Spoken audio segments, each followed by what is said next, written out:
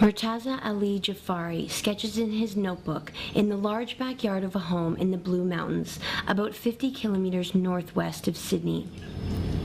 Jafari is a Hazara refugee who came to Australia by boat in March 2010.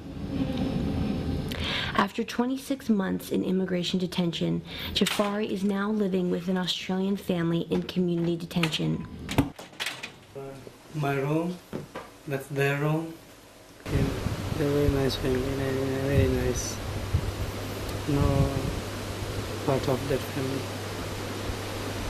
I'm happy with living with them, very happy. But like many refugees who spent years in immigration detention, Jafari is dealing with deep emotional scars. 1 year I didn't have any visitor. I was waiting for one question. Someone came from outside, asked me, "How are you?"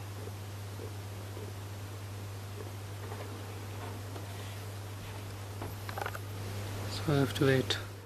Jafari uses art as a way to ease his trauma. He began drawing a year ago when he met a volunteer with the Refugee Art Project, a non-profit group which brings art supplies to detainees in Villawood Detention Center. The project tries to give a creative outlet to detainees and take their mind off the stress of detention. Under Bill C-31, the Canadian government is bringing in its own policy of mandatory detention for any asylum seekers who arrive by boat. It's in response to the 492 Tamils who arrived off Canada's west coast aboard the MV Sun Sea in August 2010.